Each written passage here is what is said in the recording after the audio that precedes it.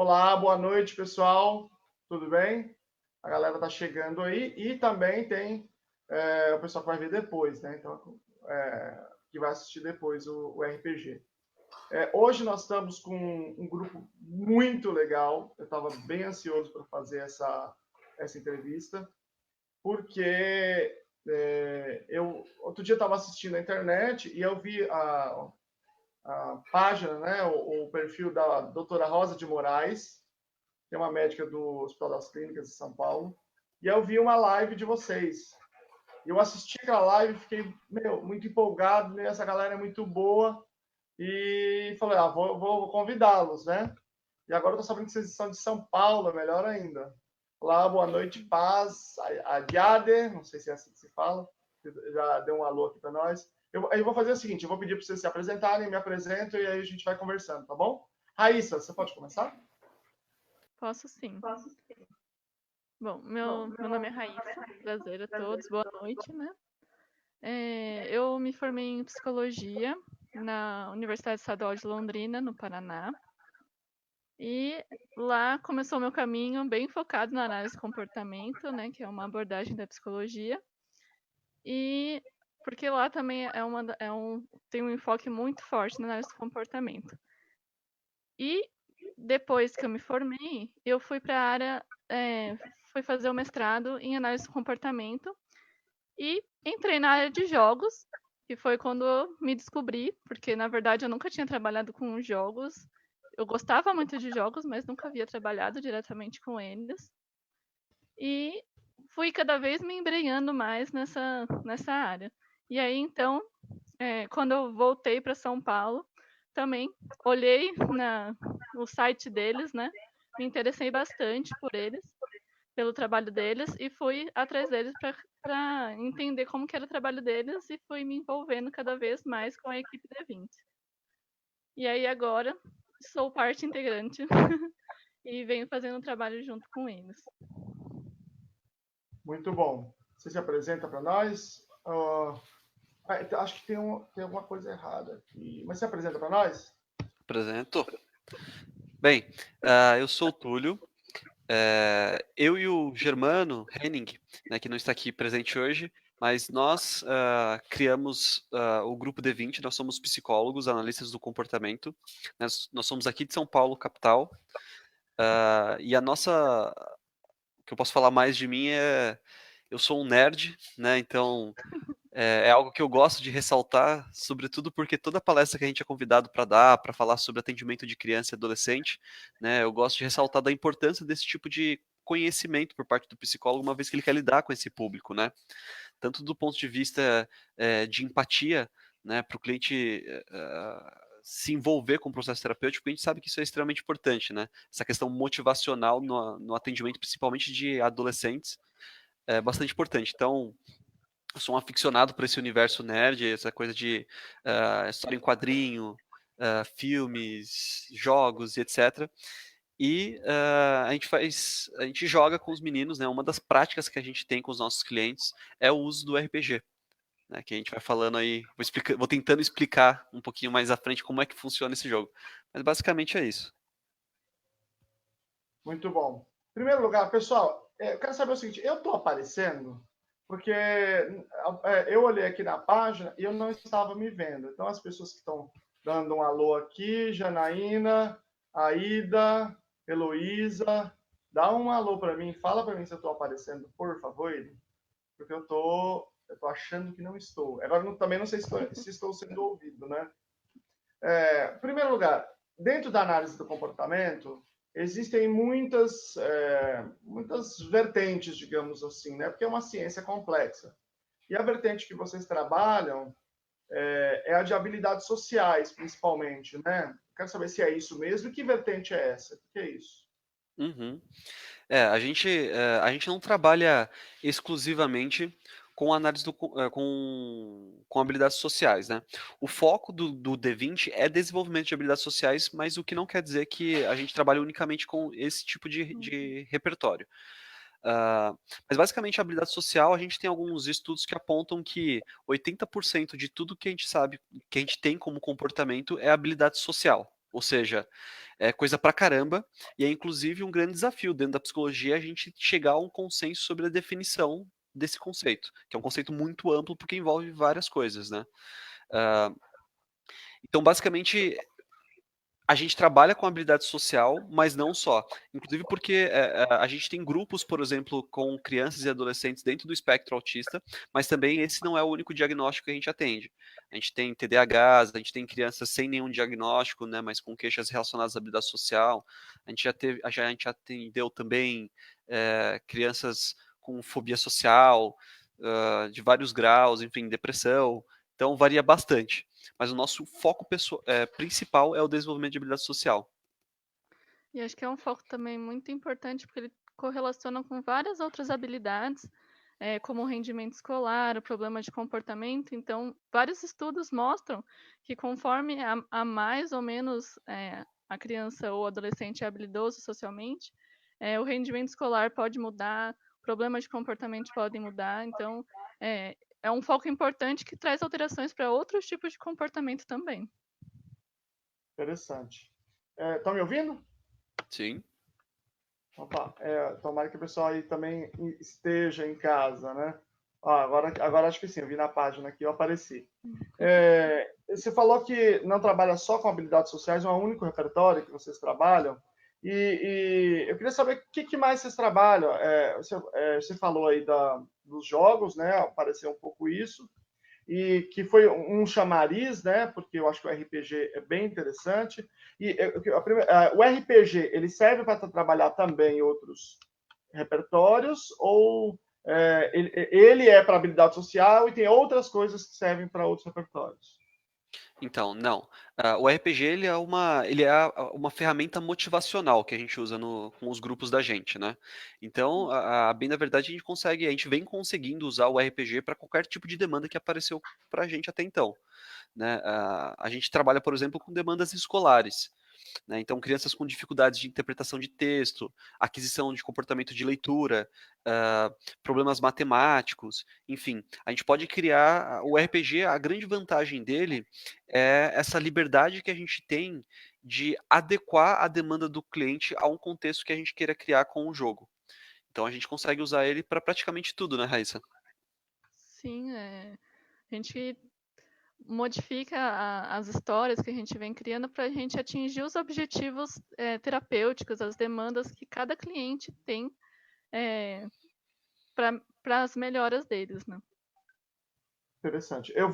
Tem uma pergunta muito importante aqui da Diana, que é se serve para autista moderado e severo. Mas para a gente respondê-la adequadamente, a gente precisa primeiro começar essa explicação aí mais geral.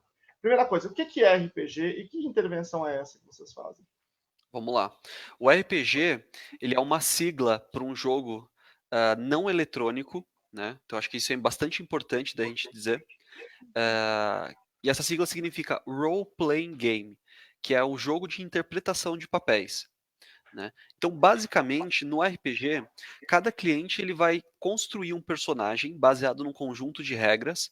Né? Então, ele vai poder, por exemplo, construir um personagem que seja um guerreiro, um mago, né? Um curandeiro, um arqueiro, e assim vai.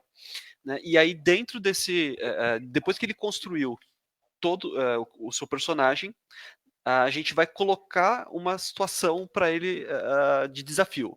Então, o RPG ele é um jogo cooperativo, né, onde jogam no mínimo 3 pessoas, mais um narrador. Né? E aí o papel desse narrador é de criar uma história,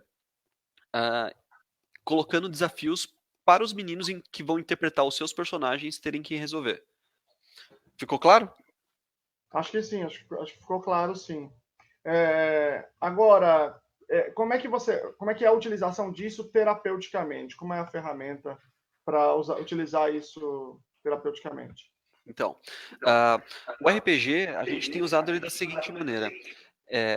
Os clientes, como eu disse no começo, o RPG ele tem esse apelo motivacional, né? Então, a gente tem esse trabalho desde 2013 e um dado assim que é irrefutável dessa prática é o quanto que os clientes gostam, né, dessa prática, desse jogo, né, de estarem ali.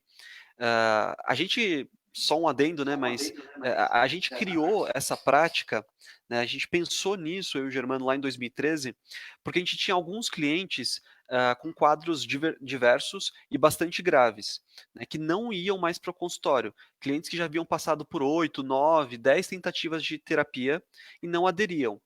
E aí a gente tinha que pensar numa situação de como que a gente podia fazer para motivar esses clientes para eles saírem das suas casas e virem até o consultório fazer terapia, né? Então a gente propôs esse jogo para eles, né? Alguns desses clientes, por exemplo, apresentavam quadros de adicção em videogame, né? Então a gente precisava ter uma prática que chamasse a atenção deles, que fosse próxima do que eles gostavam de fazer, né? Mas que não envolvessem os mesmos problemas das práticas que eles já tinham. Então o RPG ele tinha essa característica motivacional, né? A Raíssa, que atende hoje conosco, já vai fazer quase 2 anos, ela já passou por várias experiências assim, e a gente brinca muito porque a gente tem uma recepção hoje que é fora do nosso consultório, né? E aí o mais engraçado é que, por vezes, os clientes eles ficam esperando do lado de fora da porta, não esperam na recepção, de tão ansiosos que eles ficam para querer jogar, para estarem lá, né? Quando porventura a gente precisa desmarcar uma sessão, o que acontece com pouquíssima frequência, né? Mas quando acontece, por exemplo, às vezes feriado, por exemplo, é engraçado, porque eles mandam mensagem pra gente, brigando com a gente, pô, meu, mas não vai ter jogo, a gente vai ficar quanto tempo sem jogar, e etc. Né? Então o RPG, a primeira coisa é esse aspecto motivacional. E o segundo, Lucelmo, é que a gente constrói as aventuras sempre de maneira análoga às situações do cotidiano dos meninos. Né? Então, por exemplo, putz, um menino sofre bullying na escola. Né? A gente vai reproduzir essa situação dentro de um contexto do jogo, e aí a gente vai criar oportunidade para esse menino conseguir se comportar de maneira diferente. Seja por uma instrução nossa, né, ou seja por dica dos outros meninos. Né, que a gente sabe hoje que existem. Hoje a gente tem diversos dados, né, que apontam que crianças e adolescentes aprendem com pares. Né, aprendem inclusive com maior facilidade com pares. Então a gente usa bastante isso, a gente coloca nos nossos grupos clientes com perfis complementares, para não ficar aquela coisa de só um ajuda e só o outro recebe ajuda. Então a gente quer fomentar uma troca entre esses clientes. E aí para isso dá a importância desses repertórios complementares. E aí na medida que a gente sabe que tem um menino que sofre bullying na escola, que tem dificuldade para lidar com essa situação, e a gente tem um outro menino que já passou por essa situação, a gente coloca esse menino para ajudar. E em contrapartida, esse menino aqui, às vezes, ele é muito mais habilidoso com outros repertórios. Então, por exemplo, com ironias, metáforas, sarcasmos, e esse aqui tem mais dificuldade. Então, a gente vai colocar esse para ajudar ele. E a gente vai construir, então, assim, essa rede, né, entre os próprios meninos, o que vai trabalhando por si só a relação entre eles. Interessante. Pode falar, Acho Raíssa. que uma coisa legal também do RPG é que a gente consegue, complementando isso que o Túlio falou, consegue moldar muito a característica desse jogo com os aspectos específicos de cada cliente. Então, diferente, por exemplo, de um jogo de tabuleiro que a gente cria talvez por um plano mais abrangente ou um jogo eletrônico, mesmo educativo, ele não é criado exatamente para aquele cliente. Agora, o RPG, a gente consegue moldar a história, moldar o contexto especificamente para aquele cliente, no ritmo daquele cliente, para as características minuciosas, para que a gente consiga fazer a intervenção mais efetiva ainda. O mundo do RPG e o mundo do autismo são mundos que até são predominantemente masculinos. E as meninas, como é que elas lidam com isso? Ela é tão empolgante, tão emocionante, tão motivador para elas também?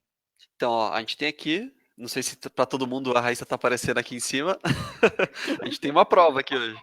E a gente já teve grupos especificamente de meninas, tá? E eu achei um barato, assim, porque a gente tinha muito essa dúvida também, Lucelmo. E então, porque assim, a questão é, até pouco tempo atrás, né, antes da Raíssa participar dos grupos conosco, era só eu e o Germano, né, 2 homens. Então, a gente tinha uma dificuldade de receber clientes mulheres, né, por conta do nosso perfil. Então, como eu e o Germano, nós somos jovens, nós somos homens, é muito comum que os nossos colegas psiquiatras, eles encaminhem para a gente sobre uma demanda específica, que é o modelo masculino. né? Então, fala-se muito sobre o modelo masculino. Ah, putz, o meu filho está numa escola que a professora é mulher, né? Ele é atendido pela psiquiatra, pela fono, pela TO, né? Às vezes tem uma terapeuta de consultório, né? Ou um acompanhante terapêutico, ou uma acompanhante terapêutica, né? Então, para a gente construiu, a gente foi construindo a nossa carreira atendendo meninos, né? E aí, por mais que a gente sempre bata no martelo, que não, a gente atende meninas também, né? Não, é super importante colocar meninas nos grupos. Não, os grupos não são só de meninos, né? Os grupos são mistos. A gente tem uma dificuldade ainda para receber esse tipo de encaminhamento de meninas, né? Mas a gente já conseguiu trabalhar com um grupo de meninas sim. E o que eu achei mais engraçado era o nível de organização das meninas para com o jogo.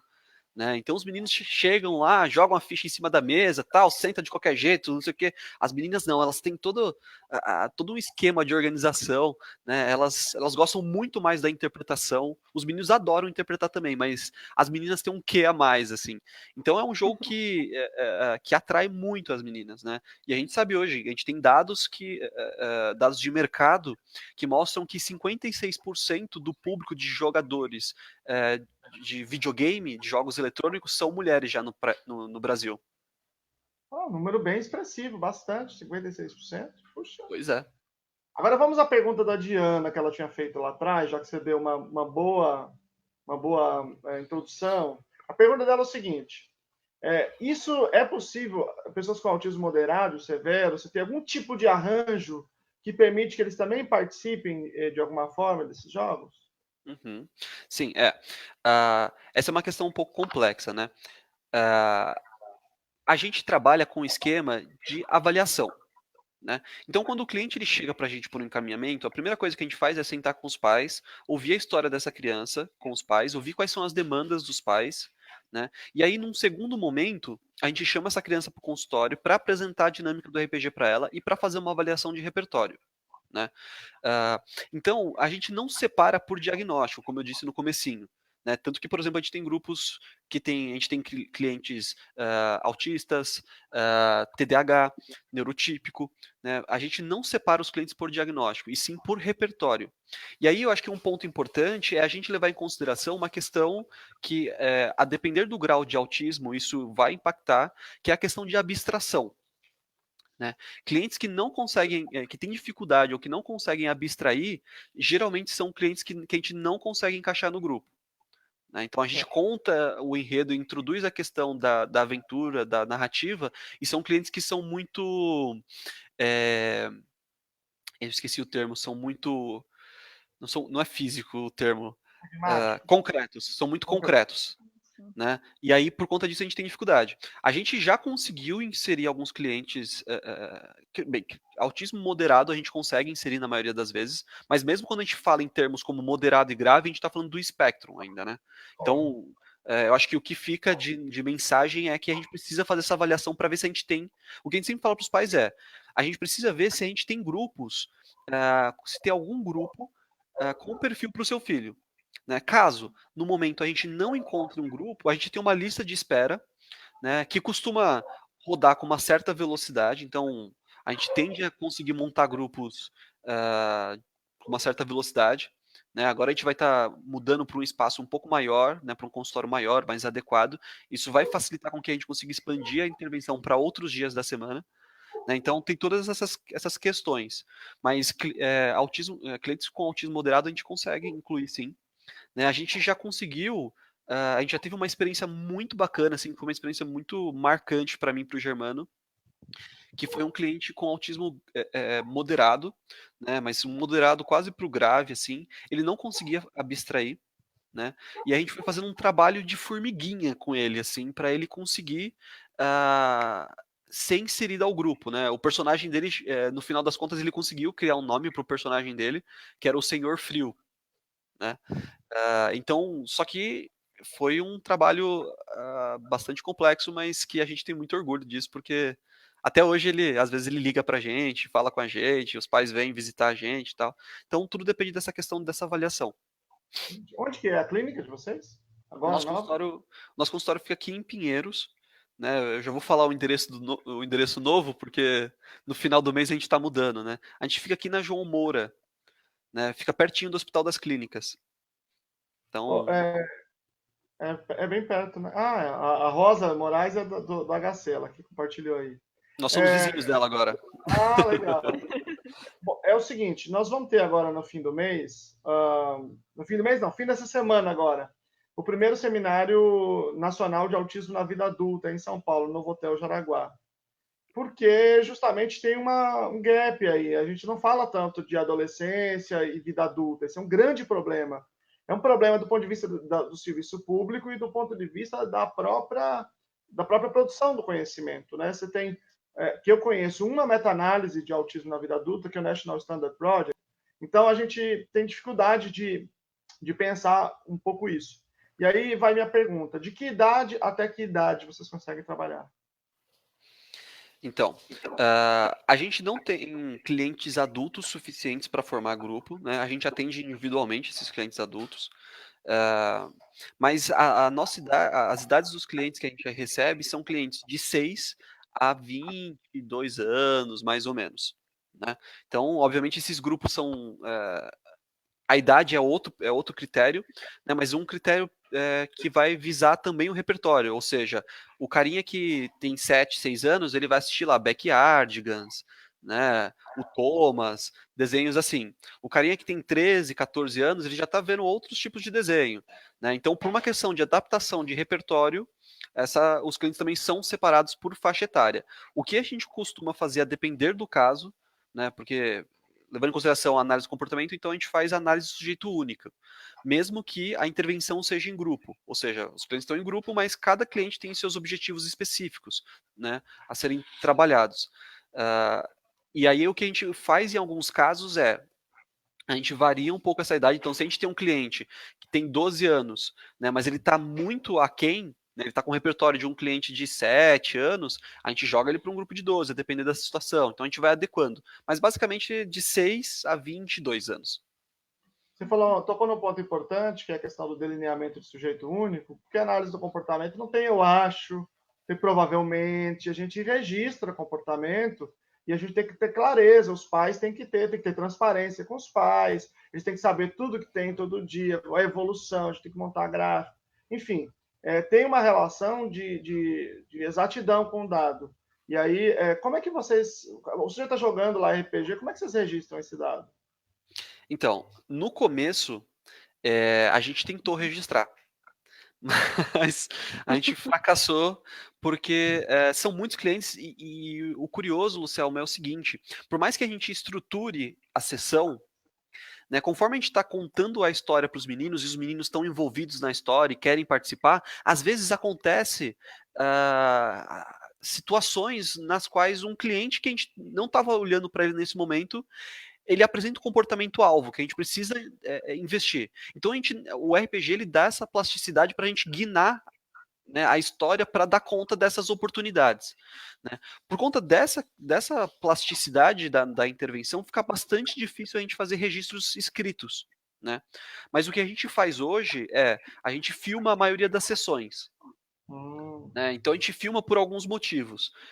Um deles é para a gente assistir depois e fazer essas análises funcionais, né? Outro é porque alguns clientes, os grupos de RPG eles são quinzenais. Então, em alguns casos, a gente intercala o atendimento do grupo com atendimentos individuais. E aí o interessante é que o cara vai lá para o grupo, ele faz a sessão dele com o grupo dele, e aí aconteceu algumas cenas, algumas situações que são importantes a gente discriminar para esse cliente, a gente mostrar para ele.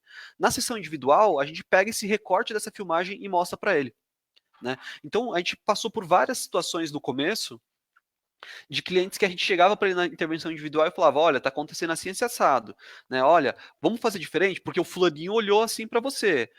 E aí os meninos falavam: não, você tá viajando, não, isso não acontece, e assim por diante. E aí quando a gente mostrava o vídeo, aí não tinha mais o que falar, né? E o segundo motivo pelo qual a gente registra as sessões é para facilitar para os pais essa questão deles conseguirem enxergar o avanço dos filhos, que a gente sabe que às vezes é difícil, né? Para a gente conseguir enxergar essas mudanças, porque às vezes elas são pequenas e tudo mais. Então a gente gosta de mostrar sessões iniciais dos clientes, né, sessões do meio do semestre e sessões do final do semestre. né? Basicamente, a gente tenta fazer esses recortes a cada 6 meses para mostrar para os pais. Fala, olha, tá vendo aqui? Aqui o fulaninho, olha o que ele estava fazendo. Né? Olha como é que ele falou e olha como é que os outros reagiram. Agora, 6 meses depois, olha o que a gente está enxergando aqui. Será que isso está acontecendo na escola também? Será que você percebe isso com ele na interação com outras crianças, ele em casa? Porque a bem da verdade é isso, né? A gente espera promover generalização, né? A gente espera que esses clientes saiam do consultório e consigam exercer esses comportamentos na sua vida. E o nosso contato com o pai também não se reduza ao final do semestre. A gente sempre está em contato com eles para a gente tentar também trazer situações que aconteceram em casa, na escola, para a situação do RPG também. Porque caso aconteça algum problema, a gente tenta reproduzir esse problema dentro do RPG. Exatamente. Amanda Andréia perguntou assim se é RPG com crianças autistas. É essa a ideia, Andréia, não só crianças com autismo, com outras também, crianças que têm um repertório aí de conseguir fazer jogos simbólicos, né? É um trabalho muito interessante do grupo D20. A Dani Lu fez uma pergunta aqui, que é a seguinte: existem problemas na criação dos personagens com as regras? Os pacientes aceitam bem? Vocês vão lá, criam uma certa regra, criam um personagem, e como é que eles lidam com isso, com esse, digamos assim, com esse escrutínio de vocês, né? Com esse arbítrio de vocês? Então, essa é uma pergunta muito interessante, Lucelmo, porque olha só, cara, a gente atende também clientes com um diagnóstico que é o TOD, né? O transtorno do comportamento desafiador e opositor. Né, são clientes que costumam ser muito difíceis, sobretudo para o segmento de regras. E é muito curioso como esses clientes, dentro desse contexto de jogo, seguem regras. Né? No RPG, a gente tem uma regra, né, que não foi a gente que criou, é uma regra do jogo mesmo, que é a tal da chamada regra de ouro. A regra de ouro diz o seguinte: o que o narrador falar, tá falado. Né? Então a gente até brinca com os meninos quando a gente vai ensinar para eles. A gente fala: olha, se eu descrever para você que um polegar gigante saiu dentre as nuvens e esmagou o seu personagem, por mais surreal que seja essa situação, ela aconteceu. Né? E os meninos eles aceitam isso numa boa, né? Até porque as regras não são regras que saem da nossa cabeça, né? A gente tem um conjunto de livros que vão mostrar essas regras. Então, quando os clientes questionam, né? A gente sabe que, principalmente quando a gente fala de autismo, existe essa característica de rigidez, né? Que ela aparece com bastante frequência. Então, a gente sabe que quando a gente mostra isso para eles aqui, não há discussão. E a gente também cria regras baseadas nos comportamentos que a gente quer desenvolver para os meninos. Entendi. Muito interessante. Eu achei bem legal isso aí. Porque a gente sabe que, por exemplo, crianças com autismo, uma parte delas tem TOD também. E aí, em contextos terapêuticos, tem muita dificuldade com as regras. Agora, eles vão lá, digamos assim, num contexto de RPG, eles seguem regras. Mas vocês têm algum dado, alguma observação sobre a generalização? Quer dizer, seguir regra nesse ambiente ajuda a seguir regra em outros lugares? Então, no RPG, a gente costuma fazer acordos com os meninos. Né? Então, por exemplo, os meninos eles precisam do XP. Né? O XP é um ponto necessário para o personagem dele progredir de nível, ganhar novas habilidades, ficar mais poderoso e etc. Né? E aí, dentro disso, a gente faz vários arranjos com os meninos para comportamentos fora de casa. Né? Então, por exemplo, fazer lição de casa, estudar, arrumar o quarto. Né? Todos os nossos grupos, né, dos meninos a partir dos 9, 10 anos, a gente tem grupos de WhatsApp para os meninos também. Né? Então, porque isso é um repertório importante. Hoje em dia a gente sabe que dentro de toda escola, cada escola tem o seu grupo de WhatsApp. E a gente sabe que a forma de se expressar ali com os emojis, com os memes, requer um novo aprendizado de um novo repertório. Né? Então, por isso que a gente constrói esses grupos. E o que é muito comum, né, nos grupos com clientes autistas é que quando eles estabelecem as relações de amizades deles, eles param de falar. Né? Então, é como se fosse uma questão de motivação. Né? Eles estão super motivados a fazer amigos, eles estão lá carentes, querem conversar, querem jogar juntos, etc. E quando eles conseguem isso, eles, se afastam. Né? E aí, para dar manutenção nesse tipo de repertório, a gente faz acordos com eles do tipo, se vocês combinarem um passeio, vocês ganham uma pontuação X. Se vocês estudarem, vocês ganham uma pontuação X. Né? Então a gente vai usando o RPG, as ferramentas motivacionais, para estimular comportamentos fora do consultório também, para a gente trabalhar com essa questão de generalização. Né? E aí hoje a gente tem um outro grupo que é focado nessas questões de generalização, que é o grupo que a Raíssa está tocando, que é o nosso grupo Approach. Sim, Pode falar, Raíssa? posso. O grupo Approach, ele tem o objetivo de fazer exatamente a generalização desses comportamentos. Então, são saídas que a gente normalmente leva os nossos clientes para ambientes que são dos gostos deles, né? Então, por exemplo, cinema, a gente vai na Comic Con no final do ano, a gente foi num restaurante medieval com eles, então a gente leva eles para esses contextos onde eles têm que emitir esses comportamentos de conversação, de fazer pedidos, negociar, fazer o manejo Obter do dinheiro, obter informação. Então, a gente faz todo o treino dentro do consultório e nesses grupos de approach, onde a gente sai, eles treinam esses comportamentos fora do consultório, ainda né, com um certo controle, a gente está lá apoiando caso eles precisem de ajuda, mas ao mesmo tempo a gente dá essa liberdade para eles conseguirem fazer isso com outras pessoas, não só com a gente. Muito bom. A Heloísa está perguntando se os RPGs que vocês utilizam é tipo Dungeons and Dragons. E aí, nessa pergunta, na verdade, eu quero fazer uma pergunta mais ampla. Vocês pegam algum jogo como Dungeons and Dragons e adaptam ou vocês criam um jogo? Então, sim, Heloísa, é tipo Dungeons and Dragons. Na verdade, o modelo que a gente usa é um RPG nacional, né, que é o Tormenta RPG. Então a gente tem usado o Tormenta desde 2013. Né? A gente usa o Tormenta porque é um sistema um pouquinho. Ele é muito parecido com o Dungeons and Dragons, né, que tem um sistema de regras chamado de D20, por isso daí o nosso nome. Então, o Tormenta ele tem esse mesmo conjunto de regras, só que ele dá uma simplificada. Né? A gente atende muitos clientes, por exemplo, com deficiência intelectual, né? Com rebaixamento cognitivo e tudo mais. Então, a gente sabe que se a gente colocar coisas muito complexas para eles, eles vão ter mais dificuldade. Né? E aí, o que a gente vai fazendo a gente tem que abaixar um pouquinho para ir subindo gradativamente. Né? Então, por isso do Tormenta. Mas atualmente a gente vem desenvolvendo o nosso próprio sistema, né? Que é um sistema planejado para esse tipo de cliente. Né? E aí está dentro do nosso plano de mestrado e doutorado. Fala mais disso aí, meu. Então, a gente, no RPG, que eu não tenho aqui para mostrar para vocês, mas no RPG, cada jogador ele vai construir o seu personagem em uma ficha. Né? Essa ficha é uma folha que vão ter as informações mais importantes desse personagem: nome, altura, cor do cabelo, as habilidades, os poderes e assim por diante. Né?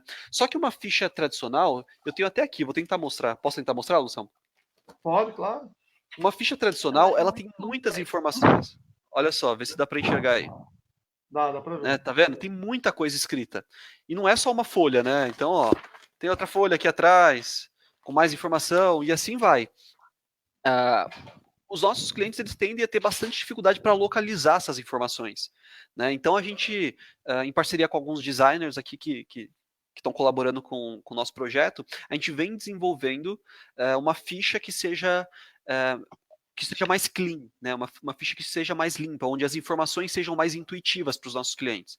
Né? A gente vem adequando as habilidades, elas são folhas e folhas de habilidades. Né? Os meninos que gostam de jogar com personagens magos, por exemplo, tem um capítulo inteiro no livro que são só descrições de magia.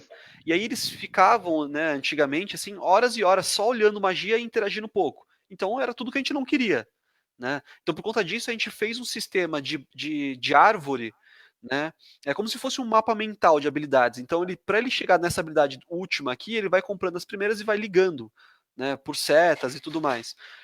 Então, basicamente, esse sistema é um sistema que a gente vem adaptando justamente para abranger a maior quantidade de pessoas possível. Entendi. Bom, são estratégias de controle de estímulos, né? Isso. Que é um campo bem importante, bem delineado da análise do comportamento. E nesse sentido aqui, também de estratégia de controle de estímulos e motivacional, tem a pergunta do Guilherme Bastos. Deixa eu só apresentar o Guilherme para vocês. O Guilherme, ele é professor da Universidade Federal de Itajubá, ele é uma pessoa com autismo, tem uma filha também com autismo, e é um pesquisador da área também, na área de inteligência artificial. E a pergunta dele é bem interessante. Ela diz assim: vocês já utilizaram fantasias para vestir as crianças desses jogos? Se sim, como foi a reação? A gente sabe que na cultura nerd, essa coisa do cosplay é muito forte, né? Como é que é esse? Vocês já fizeram isso? Como é que...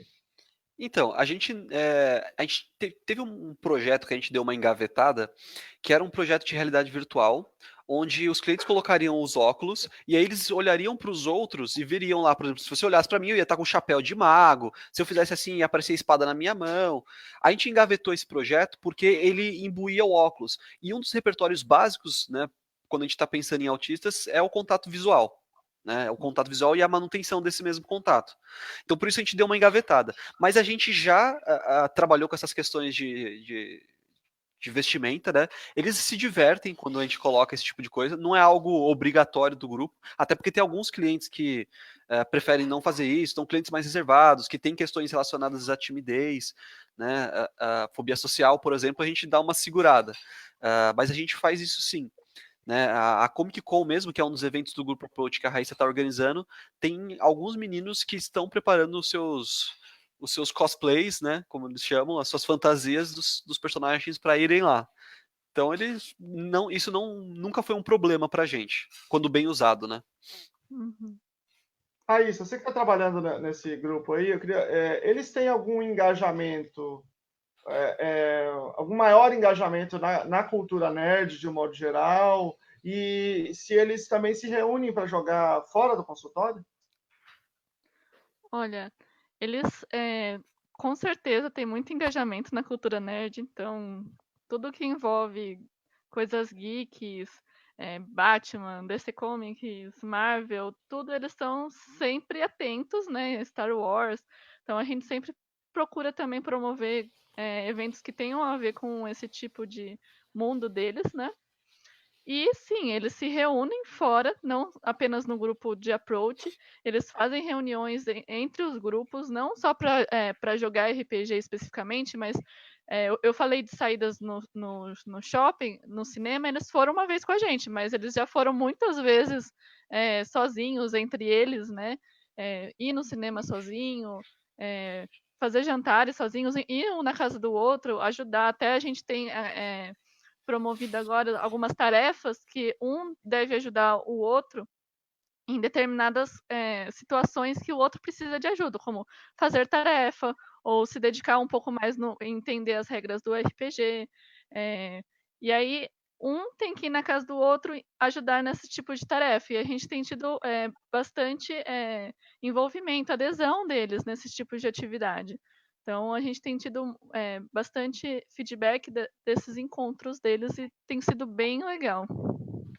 Bom, ir ao shopping sozinho, ir um na casa do outro, perguntas.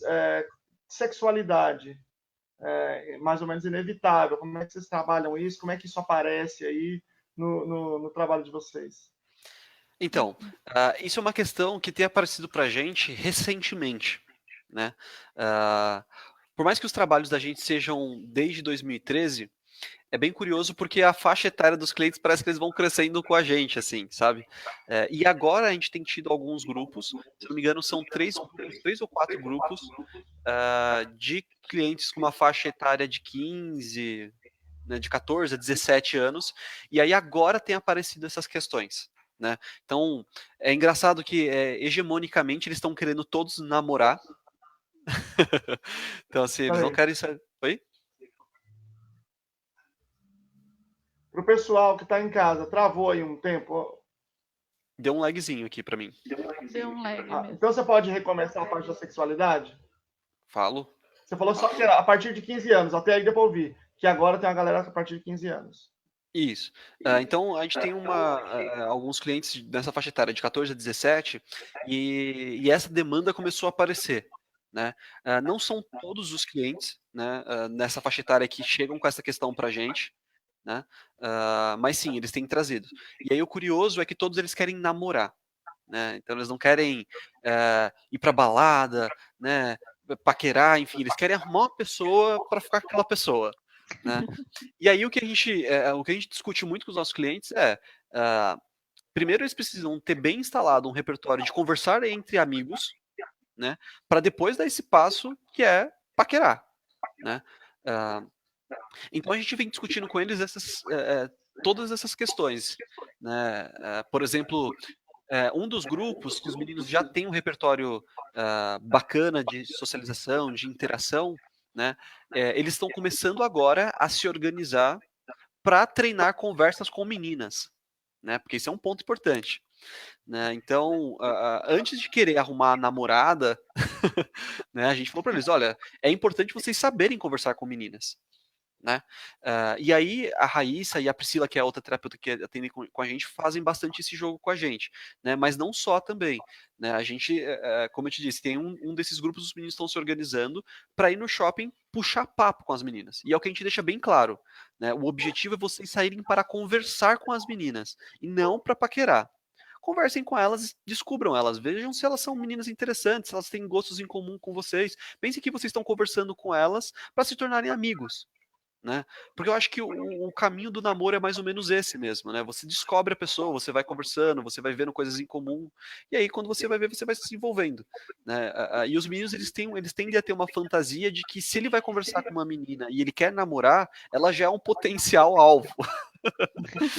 E aí o que a gente fala é, calma, né? Entenda, veja se ela se ela está de acordo com o que você quer também, veja se ela tende as coisas que são importantes, né? A gente teve até uma discussão boa no grupo esses dias, que era um menino que chegou falando que estava completamente apaixonado por uma menina na sala de aula. E aí eu perguntei para ele por que ele estava apaixonado, e ele me disse, porque ela é linda. Aí eu falei para ele assim, legal, então vamos pensar numa situação, você adora videogame, certo? Aí ele, claro, adoro videogame. Eu falei, beleza, e se ela odiar videogame? Aí ele parou, ficou pensando assim, falei, já pensou se ela é uma das pessoas que é contra o uso de videogame? Aí ele parou, pensou assim, falou, então, será que esse critério é um bom critério? Né? Será que só esse critério é um bom critério? Né? E ele, será que tem meninas nerds? Aí eu falei, cara, não tenho dúvidas de que existem meninas nerds, né? Você só precisa achá-las. Então a gente vem trabalhando essas questões à medida que eles vão dando liberdade pra gente, né? Para falar disso. Mas é uma questão mais recente que tem aparecido pra gente. Vocês colocam no jogo também esses desafios? Sim, colocamos. Tem um caso muito engraçado de um menino que ele estava querendo aprender, né, desenvolver esse repertório, e aí a gente interpretou o personagem mulher, né? Era uma princesa, e o personagem dele era um orc, então era um personagem grosseiro, né? Com graves falhas de higiene, né? E aí o que a gente falou para ele era isso, a gente falou, olha, agora você tem que redefinir o seu personagem, né? Como você acha que é uma pessoa que tem condições de procurar uma namorada, né? E aí os meninos foram construindo junto com eles. Então a gente jogava para os meninos, né? O que você acha que o menino tem que ter de interessante para uma menina? Putz, o cara tem que tomar banho, o cara tem que escovar o dente, o cara tem que dormir sozinho, né? Porque já pensou, vai trazer a namorada para dormir em casa e aí dorme com a mãe até hoje, que é muito comum entre os autistas, né? E não só, mas enfim. Então a gente foi construindo esse novo personagem para ele e ele foi interpretando. Né? E aí foi muito engraçado, porque assim, é tudo num tom jocoso, né? Então era curioso porque eu, né, o cara do bigode tinha que interpretar a princesa, né? A Raíssa não estava com a gente ainda nessa época. E aí ele tinha que interpretar comigo, e o Germano, ele contracenou interpretando um nobre que chegara ali na cidade para tentar conquistá-la também.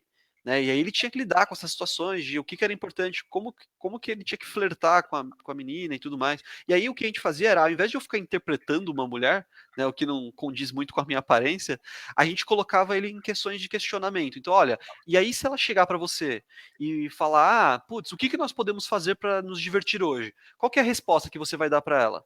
E aí ele ia dando a resposta, a gente ia abrindo para o grupo. O que vocês acham? Foi uma boa resposta? Né? Você acha que isso funciona? O que vocês acham? Então a gente ia debatendo com os meninos dessa maneira. Muito interessante. Raíssa, eu tenho uma pergunta. Vou dar um exemplo. Ele deu esse exemplo aí que o menino não tinha que dormir na sua própria cama. Então, digamos que nesse caso fosse um menino que dormisse na cama da mãe, ou um menino que tivesse dificuldade para tomar banho. E é claro que você está simulando o personagem ali, não quer dizer necessariamente que você vai se comportar.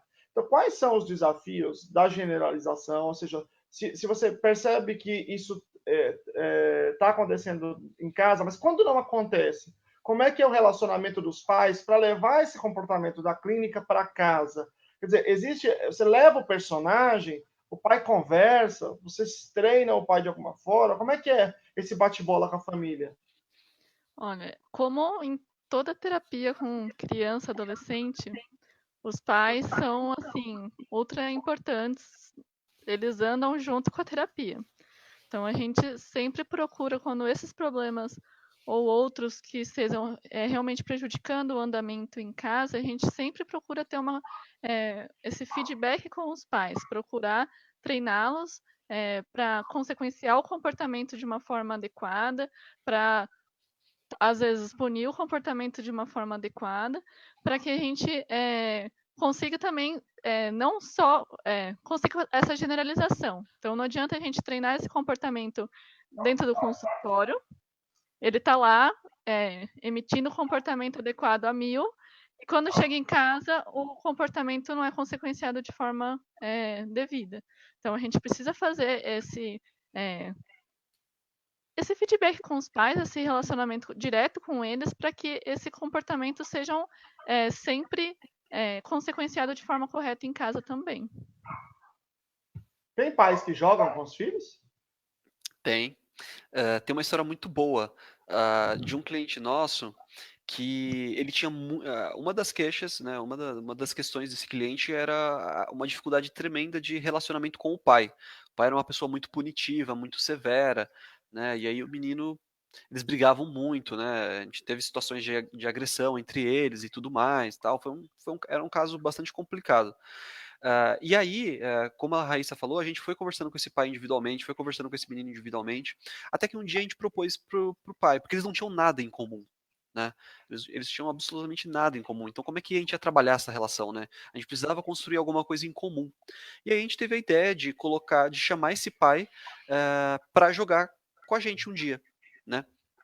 Ele foi, jogou com a gente, gostou, e aí, ok. Né, o relacionamento deles foi melhorando também, não só por essa intervenção, obviamente, mas com o passar do tempo, com a intervenção, a gente foi conseguindo resolver essa questão entre eles, né, mas eu acho que o grande ponto de abertura foi eles terem encontrado algo em comum, e que bom que foi o RPG, a gente fica feliz com isso. E aí o curioso foi que alguns meses depois, eu estava num evento de RPG aqui no bairro da Lapa, em São Paulo, sentei na mesa para jogar com pessoas desconhecidas para ver os métodos novos que eles tinham lá, e de repente senta do meu lado o pai e o filho. Então foi algo muito bacana assim de ver, porque foi totalmente inesperado. Eles sentaram na mesma mesa e aí foi engraçado que depois que eles sentaram que eu olhei pro lado para ver quem tinha sentado ao meu lado e eram os dois, né? E aí a gente conversou, tal, não sei o quê. É um cliente que já está de alta, inclusive, né? Então foi um caso que a gente perguntou, o que vocês estão fazendo aqui e tal? Ele, não, a gente, toda vez que tem uma oportunidade, que a gente sabe que tem um grupo acontecendo pela cidade, a gente tenta ir junto.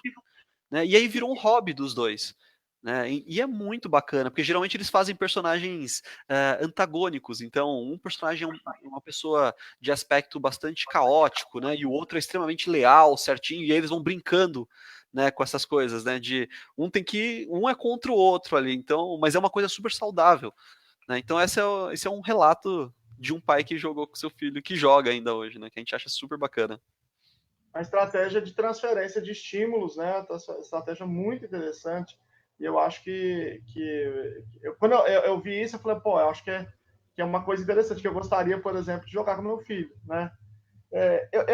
Nós estamos encaminhando próximo do final. Eu quero vou colocar aqui o depoimento da Joelma Alckmin. Ela escreveu assim: atendo um adolescente autista de 16 anos e quer aprender a se socializar, conversar melhor com outras pessoas. Ele adora jogos de RPG. Gostei da live. Então, Joelma, um grande abraço, muito obrigado. Tem uma pergunta aqui da Amanda: se vocês atendem convênio ou é apenas particular? Então, como que a gente faz?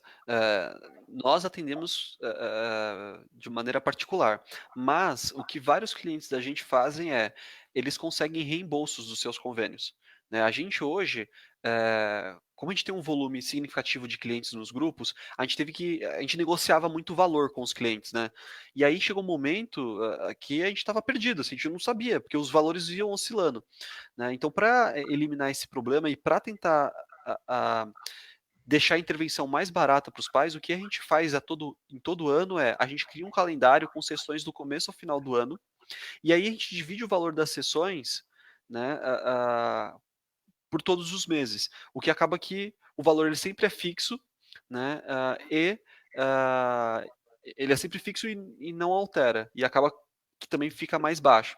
Obviamente o valor ele vai depender do grupo que aquele menino vai ser, que aquele cliente vai ser inserido, né, porque isso oscila a quantidade de sessões que ele vai ter ao longo do ano. E aí o que os pais aproveitam para fazer a gente emite nota fiscal, recibo, tudo direitinho, e aí eles usam isso para abonar parte do valor, pelo menos, né, parte do valor dos convênios.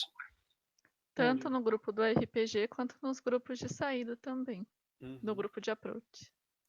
Quais são os grupos? É o grupo de approach, o grupo de RPG, tem mais algum serviço?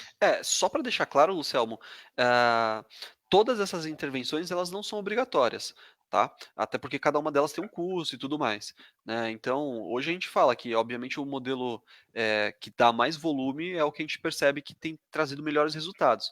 Mas a gente percebe também que essas intervenções individuais são muito boas também, né? Mas o nosso ideal hoje é o cliente que consegue vir para o atendimento individual e para o grupo de RPG. E aí o grupo de approach, ele acontece uma vez por mês, né? E no grupo de approach a gente mistura clientes de grupos diferentes, né? Até para justamente trabalhar questões de generalização, porque os meninos vão aprendendo a conviver muito bem com os meninos dos mesmos grupos e a gente precisa fazer esse intercâmbio, né? Só que como eles formam relações de amizade, né? A gente não consegue, a gente não quer tirar eles daquele grupo porque eles são amigos agora. Né? Só que como a gente precisa também trabalhar dessas questões de generalização, então por isso o do grupo Approach. Né? A gente tem um grupo de WhatsApp também que tem todos os meninos de todos os grupos. E às vezes a gente faz desafios lá para esses meninos. Né? Às vezes a gente pede para, por exemplo, a gente já teve situações onde o personagem dele era um engenheiro e o personagem do outro era um nobre. E aí o nobre que tinha dinheiro tinha que pedir para o engenheiro construir determinados itens para ele, né? E aí o que a gente fez foi, se vira para achar o cara lá no grupo de RPG. Né? Então a gente vai monitorando, né? A gente está dentro de todos esses grupos e aí a gente vai vendo como é que essas interações vão acontecendo. E aí, vez ou outra, os meninos se encontram no approach, né? Ou em eventos que a gente faz dentro do consultório. Então, às vezes, a gente dá algumas festas no consultório para os meninos, a gente organiza campeonatos de videogame para os meninos.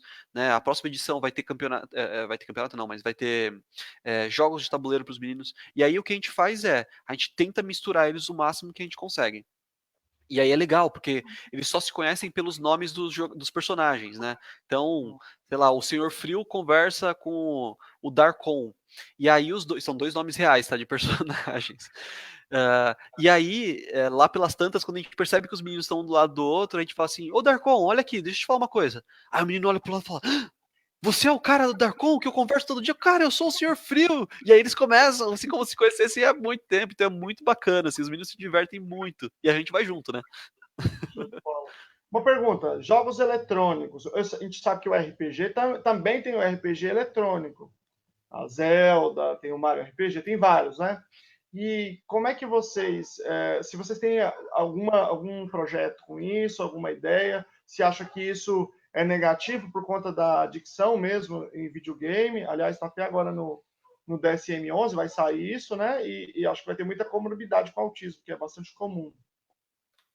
Bem, o que eu costumo falar bastante em aula, Lucelmo, é que eu acho que a nova caixa lúdica do terapeuta que atende crianças e adolescentes é o videogame. Né? Eu acho que hoje não faz sentido mais você usar aqueles brinquedinhos que a gente costumava usar, né? Aquela fazendinha, aquelas coisas. Acho que com crianças bem pequenininhas ele ainda é útil, mas mesmo assim é pouco motivacional. Né? Hoje em dia a gente tem crianças aí de 3, 4 anos que estão mexendo com o iPad primorosamente, melhor que a gente. Né? E aí eu acho que essa questão de adicção em videogame ela é importante sim da gente levar em consideração. A gente trabalha com isso. Né? Mas hoje a gente tem uma cartela de mais de 7.600 jogos eletrônicos no nosso consultório. Né? como que isso funciona? Como que a gente usa isso, né? A gente usa isso de maneira motivacional. Então é muito curioso porque, por exemplo, os clientes, eles chegam para a gente, via de regra, de várias tentativas de terapia, né? 5, 6, 7, 8 tentativas de terapia que não foram bem-sucedidas, que eles não engajaram. E aí a porta de entrada que a gente usa com esses meninos é o videogame. Né? Então eu falo para os pais, quando a gente faz a entrevista inicial, quando eles falam, comenta que a gente tem videogame, comenta que eu gosto muito de videogame, que eu gosto de quadrinho, que eu gosto de cinema e etc. E aí quando esse menino vem, às vezes, ou melhor dizendo, na maioria das vezes, a gente joga videogame uma, duas vezes, depois o menino senta do meu lado com o videogame na frente dele e não pede para jogar mais. A gente consegue conversar, a gente consegue trabalhar, e eles estão super motivados.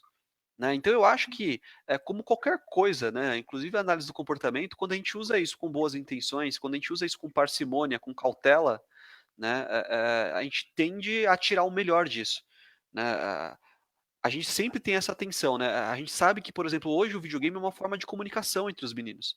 Né? Quando a gente vai sugerir aos pais comprarem um videogame para os meninos, a gente sempre fala: olha na escola qual é o videogame que os meninos lá usam. Porque se você comprar um videogame diferente, ele não consegue jogar online. E a gente sabe que isso é importante na socialização de crianças e adolescentes nos nossos dias. Né? Obviamente, a gente tem várias estratégias para garantir que isso não se torne um vício. Né? A gente tem a gente tem enfim, a gente orienta os pais, né, a depender de cada caso, a estruturar a questão da utilização do videogame de uma determinada maneira, a fazer o uso numa determinada quantidade de tempo, mas isso tudo varia muito de cliente para cliente e de arranjo familiar, enfim. Né, acho que para encurtar a história, isso varia muito de cliente para cliente. Mas eu acho extremamente importante o uso do videogame. A gente faz uso do videogame sim. Né, tem muitos casos, por exemplo, que para que o menino consiga socializar com os demais na escola, a gente precisa que esse menino jogue videogame. Né? E às vezes ele chega no consultório e não sabe jogar videogame porque os pais têm medo de colocar um videogame na vida desse menino e esse menino se viciar. E aí a gente tem que ensinar o menino a segurar um controle, a desenvolver coordenação motora fina, para ele poder jogar minimamente, de maneira minimamente adequada, para quando ele for na casa do coleguinha ou para quando ele jogar online com esse menino, ele não sofrer bullying, ele não ser zoado porque ele não sabe jogar o jogo ou porque ele não conhece determinado jogo. Né? Então isso é de fato uma questão de bastante atenção da gente, é uma questão que interessa muito a gente e que eu adoro discutir sobre isso. A gente pode fazer uma outra live só sobre isso, se você quiser. Eu queria fazer só mais 18 horas de live, na verdade, é o que eu gostaria. Mas, porque eu tô, já tô avisando, a gente vai combinar que eu quero visitar essa clínica. Bora. Quero visitar o consultório de vocês, porque eu já sou fã já. A única coisa, Raíssa, eu só quero que você avise para eles que a DC é ruim e a Marvel é boa, tá? Por favor. Bom, deixa anotado. Essa é importante para mim. Pessoal, nós estamos encaminhando para o fim. Eu gostaria que vocês, né, dessem um tchau aí para o pessoal, as palavras finais, e deixassem uma sugestão de bibliografia e falasse das redes sociais de vocês. A Gardênia Portela, ela pediu aqui onde consigo mais informações sobre esse método. Eu acho que a gente pode interpretar isso de uma maneira um pouco mais ampla e sugerir uma bibliografia e falar das redes de vocês. Muito bem.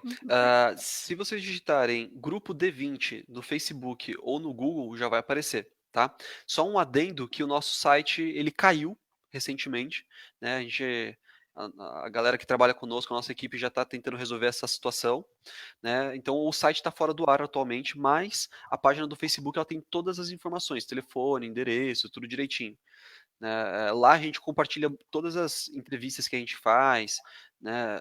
Enfim, todas as informações que a gente acha que são interessantes, que podem agregar, né, para pais, cuidadores, enfim, outros profissionais, a gente coloca nessa página do Facebook, tá? Então, você perguntou quais eram as nossas... referência você pediu, né?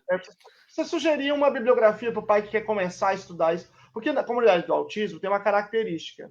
A mãe, ela é mãe, né? E daqui a pouco ela tem que virar especialista em autismo, porque a vida é muito dura, muito difícil, e a gente encontra muitos profissionais despreparados, então a gente tem muito esse caminho de estudar, sabe? E aí eu acho que... e também para o analista, o terapeuta que está vendo, sugerir uma bibliografia... vou dar como exemplo aqui, eu vou mostrar aqui, ó. A dos Del Prete, Psicologia das Habilidades Sociais na Terapia e Educação, da Zilda e do Almir. O Brasil tem esses 2 grandes autores aqui do campo das habilidades sociais. Eles são lá da UFSCar, lá onde eu estudo. Ah, você estuda no UFSCar? Legal, bom saber. Esse final de semana eu tô por aí, se você estiver por aí. Eu moro em São Sebastião. Rapaz. Mas eu vou para lá. Mas esse fim de semana tem o seminário de autismo na vida adulta, por isso não estarei lá.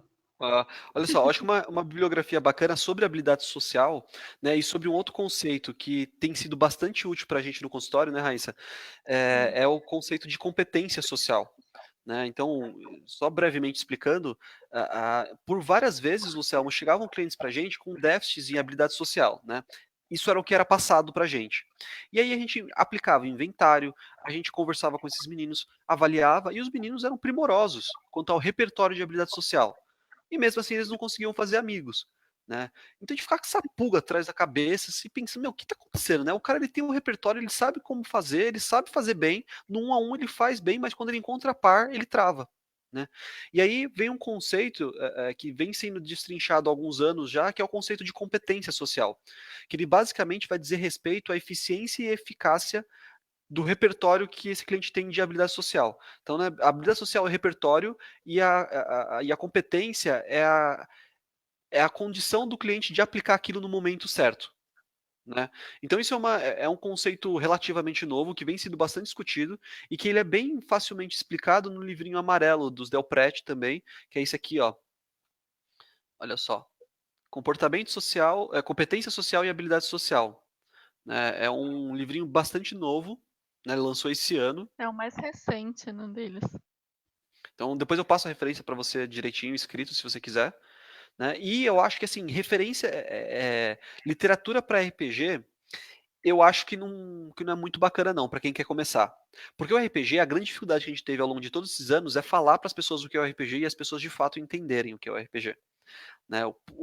Pelo RPG ser um jogo de imaginação, né, as pessoas tendem a ter dificuldade para compreender. Então tem um canal no YouTube que é muito bacana, é um canal americano, chama, eu coloco a referência depois, mas chama D and Diesel, né, D, o E comercial, e Diesel, que é um canal de YouTube onde o ator Van Diesel, aquele ator que faz filme de ação, né, o Velozes e Furiosos, ele joga. Né? Então é muito legal, eles gravam num contexto com uma mesa bacana, todo ambientado, né? E aí eles vão jogando, então eu acho que isso seria uma forma legal dos pais, dos curiosos, entenderem o que é o RPG, né? Que doideira que é essa que a gente faz aí, que não tem nada de doido. Bom, E acho que um outro livro também, seguindo essa linha dos Deopretes, já que a gente está focando em criança e adolescente, tem um livro, eu não estou com ele aqui agora para mostrar, mas chama Habilidades Sociais na Infância. É um livrinho com a capinha azul, um desenho de um ursinho, e ele foca bastante quais são as classes de habilidades sociais na infância, né, indo desde a da comunicação até habilidades sociais acadêmicas, né, que são as apresentadas na escola, e tem várias atividades que dá para fazer com as crianças, né, focando no treinamento dessas habilidades. A gente, bom. Lucelmo, só por fim, a gente nesse novo consultório, a gente tem, a gente vem trabalhando na construção do que a gente chama para os meninos de game room. Né? Essa game room é uma sala dedicada para jogos. Então lá vão ter 9 videogames, desde o Atari até as últimas gerações, né? Para quê? Para jogar com os meninos, sim, né? Quando cabível, e para ensinar para eles esse tipo de repertório, né? A gente vai ter uma coleção de quadrinhos lá clássicos e contemporâneos, né? E a gente está construindo uma mesa de RPG, que esse é o meu sonho de consumo de muitos anos, eu como jogador de RPG, que é uma mesa com uma tela, né? Na parte onde a gente apoia, que é para os meninos colocarem as miniaturas dos personagens, a gente emular mapas ali. Então a gente tem essa sala que em breve vai ser, eu espero que o sucesso para os meninos vão adorar. Então, você está convidado para jogar RPG lá com a gente qualquer dia desse. Não tenha dúvida, eu não blefo não, eu tô falando que eu vou. Opa, rapaz, então venha. Deixa eu falar que a Juliana é uma professora de São Paulo, ela escreveu assim: já participei do campeonato de videogame com crianças com TEA e realmente o ganho é notável. A interação que acontece durante todo o percurso coloca os envolvidos a encontrarem soluções para tudo que está envolvido, negociar os turnos, entender a dinâmica de ganhar e perder, porém, de maneira geral, até com aquele com mais dificuldade para entender o outro, participa do coletivo, que é sensacional. A professora muito comprometida, deu um depoimento interessante de várias iniciativas que estão acontecendo. Eu acho que vocês estão sistematizando, mas é uma coisa que a gente está tentando, porque realmente faz parte da vida, né? O Gabriel escreveu assim: é comum hoje em dia ver notícias mostrando que os jogos são ruins, prejudiciais. Muito bom ver que existem profissionais que utilizam esses jogos de forma correta. Ótima live. E aí ele corroborou aqui que a Marvel é melhor que a DC. No seu negócio de gibi aí, só uma coisa importante, tá? Em relação a DC, o Frank Miller, ele tá perdoado. Só o Frank Miller, ele... Aí tá tudo bem, tá? Mas sabe o que eu falo para os meninos como dica de socialização? Eu falo que assim, cara, por exemplo, assim como tem a Marvel e a DC, né, tem o Xbox e o PlayStation. Eu falo assim, olha, vocês podem escolher e ter acesso a metade desse conteúdo. Eu escolho os dois e tenho 100%. Então fica a seu critério. Tá me faltando as habilidades sociais aí. Eu esqueci, no começo eu não me apresentei, né? A maioria das pessoas aqui devem me conhecer, mas inclusive para vocês eu não me apresentei direito, eu acho. Eu sou professor, né? Dou aula mesmo, dou aula no ensino fundamental e sou professor também de pós-graduação. A gente está lançando uma pós-graduação em aba aplicada ao autismo e deficiência intelectual pelo CBI of Miami. Está aí com inscrição aberta aí, quem estiver assistindo, que quiser fazer inscrição. E eu fiz doutorado em educação e faço pós-doutoramento na UFSCar em educação especial. Eu estudo inclusão e pessoa com autismo. E sou pesquisador associado hoje, estou vinculado ao grupo de pesquisa da Escola Paulista de Medicina, sempre estudando autismo, inclusão, e vocês me deram muitas ideias aqui sobre essa questão dos jogos, inclusive para a minha prática escolar, porque eu, como professor, eu me tornei um professor assim que utiliza ferramentas da análise do comportamento, né? Todo o meu planejamento é baseado na análise do comportamento. E eu sempre gosto da ideia da gamificação. Só que o RPG, particularmente, é uma ferramenta que eu nunca utilizei. Vou pensar nela, vou pensar em várias coisas que vocês falaram aqui, porque todo dia é dia de aprender bastante. E eu fiquei feliz de fazer essa live, porque eu falei, esse é um dia que eu vou aprender bastante, é isso que eu gosto. Eu gosto quando tem um negócio assim, que não é mais o que eu sei, que surgem coisas novas, ideias novas, e as pessoas que estão assistindo, eu tenho certeza que vai inspirar muita gente, muita gente. Parabéns pelo trabalho. Grande abraço a vocês e ao espectador. Obrigada. Tá bom, estamos aí às ordens. A gente tem um grupo, Lucelmo, no HC, de pesquisa, né, em habilidades sociais e terapia de grupo. Então, para os profissionais interessados, manda uma mensagem para a gente via Facebook lá, ou depois quando o site voltar pelo site, que a gente adora receber a galera para estudar junto com a gente nessa área aí. E que dias que é? Ele acontece quinzenalmente, de terças-feiras, das 10h30 ao 12h30, e a gente vai inaugurar um grupo novo, que é a Raíssa que vai estar coordenando, que é um grupo para desenvolvimento em pesquisa de jogos de tabuleiro. Muito bom. Então fica a dica aí para a galera. Então é Agora isso aí. sim,